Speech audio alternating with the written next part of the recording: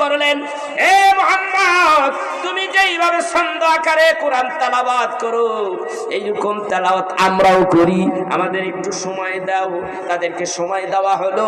সময় দেওয়ার পরে আবার কাবা শরীফে এক জায়গায় হলো, এক জায়গায় হইয়া বড় বড় সাহিত্যিকেরা, বড় বড় আরবি সাহিত্যিকেরা বলেন, আমরা তো পারলাম না, ইল্লা আ'তাইনাকাল কাউসার লাইসা হাদা কালামুল বাশার। এই কিতাব কোন মানুষের রচিত কিতাব নয়, অবশ্যই এই কিতাব আল্লাহর বাণী, ঐশী বাণী, আল্লাহর তরফ থেকে এই কিতাব এসেছে। এই কথাই তো তারা জবাব দিয়ে দিল। ওমর ডাক দিয়া বলে, আমি দেখতে পাচ্ছি আজকে তার বাস্তব প্রমাণ। এই কথাগুলি দুনিয়াবি কোনো কথা নয়, এই কথাগুলি অদৃশ্যের কথা, এই কথাগুলি অবশ্যই মুহাম্মাদের খোদার কথা, অবশ্যই কত সুন্দর সুন্দর কথা, অবশ্যই এইটা এমন একজন ব্যক্তি যিনি এই তামাম জাহানের সৃষ্টিকর্তা। মন নরম হয়ে গেছে, পাষণ্ড হৃদয় গলে গেছে। কিসের কারণে? কথা কয় না, কোরআনের ঝাঁকুনি খাইছে, কোরআনের ঝাঁকুনি খাইছে। যেই ওমর হুঙ্কার মারলে আল্লাহর জমিন থরথর করে কাঁপতো, কাফেরের গোষ্ঠীরা পায়খানা প্রস্রাব দোনোটা হুমানে বাইরে দিত। আজকের সেই ওমর পাথরের হৃদয় গলে গেছে। ওমর আজকে ঠান্ডা হয়ে গেছে এই কোরআনের ঝাঁকুনিতে। আর এই কোরআনের দাওয়াত, এই কোরআনের কথা আপনার বাড়ির দরজার কিনারে হচ্ছে, আর আপনার কপালে নাই, আপনি বাড়ির ভিতর থেকে কোরআনের মজলিসে বসতে পারেন না, কোরআন সুন্নাহর মজলিসে আপনি একটু বসতে পারেন না। আপনার মতো কপাল পোড়া দুনিয়ায় আর একটা হতে পারে না। এই মুসলমান জাতি, যেই জাতিরা কোরআনকে হাদিসকে সম্মান করে না, কোরআনের মাহফিলে হাদিসের মাহফিলে বসে না, এই জাতির কপাল পড়তে বেশি দেরি লাগবে। মনে রাখবা, তোমাদের কপালে অচিরেই বিপদ আসতেছে। একবার আল্লাহ একটা ঝাঁকুনি দিছে, এই ঝাঁকুনির চোটে কতটি মরছে দেশে। দেশে আমার বাংলাদেশে কম মরছে, কিন্তু বিদেশে বিদেশে পাথর যেরকম ঘুরাইয়া রাখলে, জড়ো করে রাখলে পাথর, অসংখ্য পাথর যেরকম জড়ো করে রাখলে পাথরের স্তূপ যেরকম দেখা যায়, মানুষের মৃতদেহগুলি বিভিন্ন দেশে ওইরকম জড়ো করে রাখছে। মানুষ আর মানুষ মরে গেছে। আল্লাহ কয়, কাফের মুশরিকের উপর দিয়ে উঠাইছি, তাদেরকে একটু দেখাইয়া দিলাম।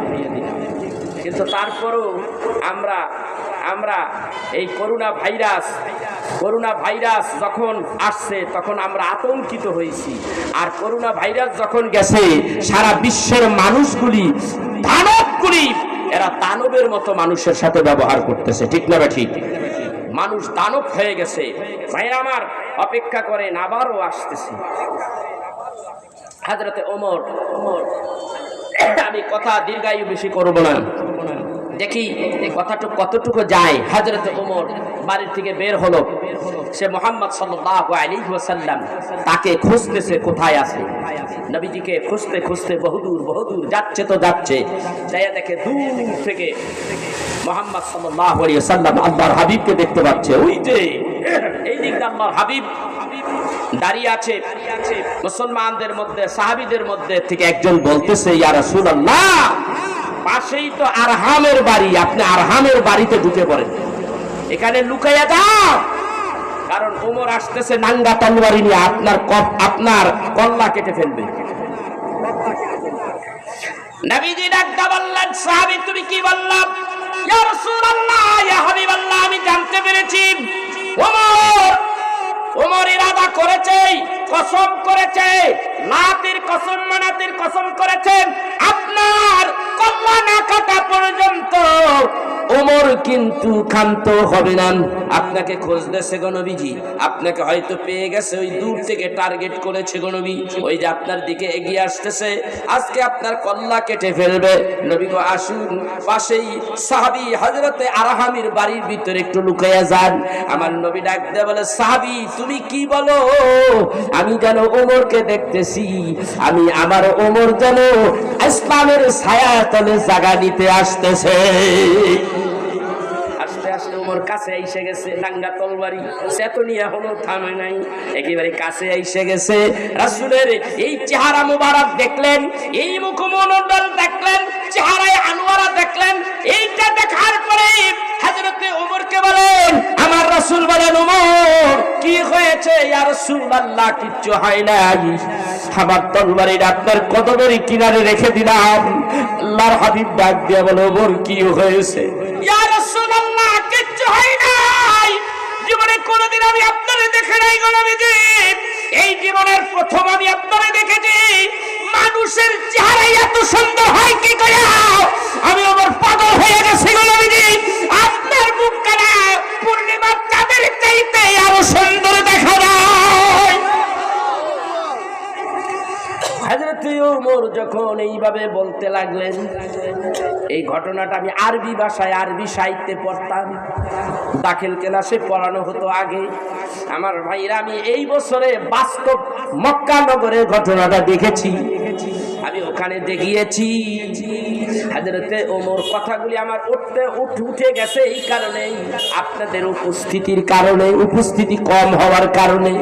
হায়রে দিন, হায়রে ইসলাম, এই ইসলামের জন্য কত পয়গম্বর জীবন দিছে, কত নবী রাসূল পৃথিবীর থেকে বিদায় হয়ে গেছে, এই দিনের জন্য কত সাহাবী জীবন দিল, এই দিনের জন্য সাহাবীরা জীবন দিয়েছে, তাবিনরা জীবন দিয়েছে, তাবিঈনরা জীবন দিয়েছে, আর ইমামগণ কত ইমামদেরকেই তারা জেলখানার মধ্যে কারেন্টের হিট দিয়ে মারছে, কতভাবে নির্যাতন করিয়া এই দিনের জন্য কত মানুষ কতভাবে নির্যাতিত হইয়া বিদায় হয়ে গেছে, পৃথিবী ছেড়ে শহীদ হয়ে গেছে। শহীদ যদি হয়, এই দুনিয়ার থেকে তারা নির্মম ভাবে অত্যাচারিত হইয়া তারা শহীদ হয়ে গেছে, কিন্তু দুনিয়ার কুকুরেরা, জানোয়ারেরা তাদের শহীদ করে দিয়েছে। আর আল্লাহ রাব্বুল আলামিন বলে, যারা শহীদ হয়ে গেল আমি আল্লাহ তাআলা তাদের সম্মান এত এত বাড়াইয়া দিয়েছি। আল্লাহর নবী ডাক দিয়া বলেন, শহীদের মৃত্যু এত মর্তবা, আহারে শহীদের মৃত্যু মর্তবা এত ভালো। ওগো আল্লাহ, তুমি যদি আমাকে মৃত্যু দাও তাহলে শহীদের মরণটা আমারে দিয়া দিও। আল্লাহু আকবার বলেন। নবী আমার বলেন, শহীদের মৃত্যু আমাকে দিও। নবী যখন দুনিয়ার থেকে বিদায় হয়ে যায়, আল্লাহ তাকে শহীদের মৃত্যু দিলেন। কেননা কাফেরদের পক্ষ থেকে রাসূলের কাছে বিষ মিশ্রিত অবস্থায় গুনাহগ্রস্ত আসলো। ইতিহাস প্রমাণ করেন, হুজুর আপনি খান। নবীজির কাছে গোশত আসলো, সাহাবীদেরকে নবীজি বললেন, সাহাবীরা তোমরা খাও। সাহাবীরা খাইতে লাগলো, খাইতে খাইতে চটচট করে কয়েকটা সাহাবী ইন্তেকাল করলো, শহীদ হয়ে গেল। আল্লাহর হাবিব বললেন, ওগো মহিলা, ইহুদি মহিলা আমাকে দাওয়াত দিয়ে আনলাম, আমার সাহাবীগুলি আমি সঙ্গে নিয়ে আসছি। আমার সাহাবীরা তোমার গুনাহগ্রস্ত খাইয়া তারা বিদায় হয়ে গেল, শহীদ হয়ে গেল। কি এই মানুষগুলো হত্যা করলা, কি কারণ, কি অপরাধ কি?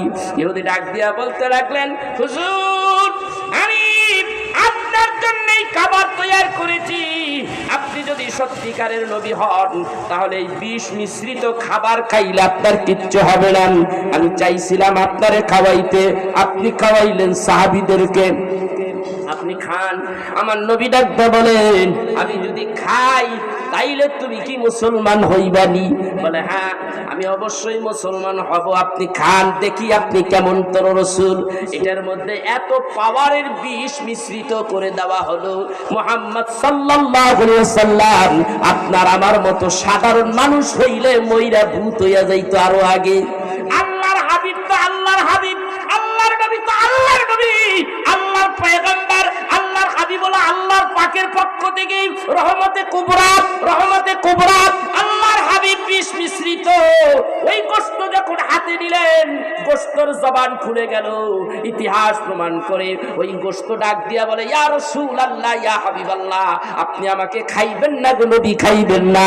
আপনি যদি আমারে খান, আমার ভিতরে কিন্তু বিষ মিশ্রিত আছে। আল্লাহর হাবিব বললেন, আমি খেয়েই ফেলবো। আল্লাহর নবী খাইলেন, খেয়ে ফেললেন, রাসূলের কিচ্ছু হলো না। প্রমাণ হয়ে গেল নবী তো নবী, এই আল্লাহর হাবিব পয়গম্বর, তার কিচ্ছু হবে না। রাসূল যখন দুনিয়া থেকে বিদায় হয়ে যাচ্ছিলেন, নবী যখন দোয়া করতেন, আল্লাহ তুমি আমাকে শহীদের মৃত্যু দিয়া দিও, শহীদের মৃত্যু দিয়া দিও, আল্লাহ কবুল করলেন। রাসূল যখন দুনিয়া থেকে বিদায় হয়, তখন রাসূলের ওই বিষের ক্রিয়াটা মৃত্যুর সময় এমন ভাবে উঠেছিল, মৃত্যুর যন্ত্রণা শুরু হয়ে গেল।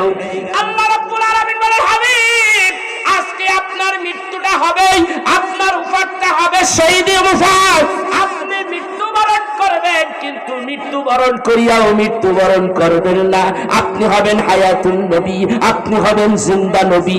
আমার ভাইরা, আমার বন্ধুরা, ওয়াল্লাহি আল্লাহর কসম করিয়া বললাম, এখনো যদি রহমতের নবীর ওই মাজার, ওই রওজা মুবারকটাকে যদি খোদানো হয়, মাটিগুলি সরাইয়া তার দেহটা যদি বের করা হয়, আল্লাহর কসম, ওয়াল্লাহি ওয়াল্লাহি আল্লাহর হাবিব এখনো সশরীরে ওখানে জিন্দা আছে।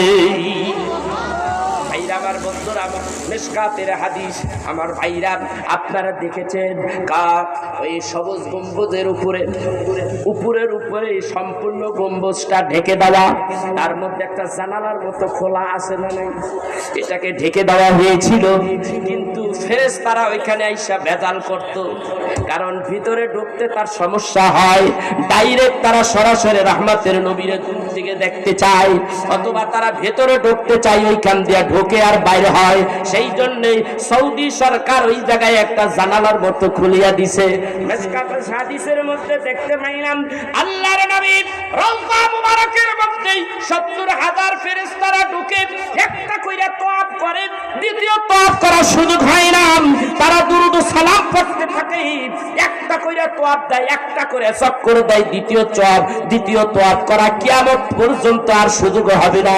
২৪ ঘন্টায় এইভাবে ৭০,০০০ ফেরেশতার দল ওইখান দিয়া যাতায়াত করে, একটা চক্কর দিয়া বাইরে হয়ে যায়, আরেক দল ঢোকে, আর একটা দলের মধ্যে ৭০,০০০ ফেরেশতা থাকে। আল্লাহু আকবার কাবীরা। এই জন্য আল্লাহ রাব্বুল আলামিন বলেন, ইন্নাল্লাহা ওয়া মালাইকাতাহু ইউসাল্লুনা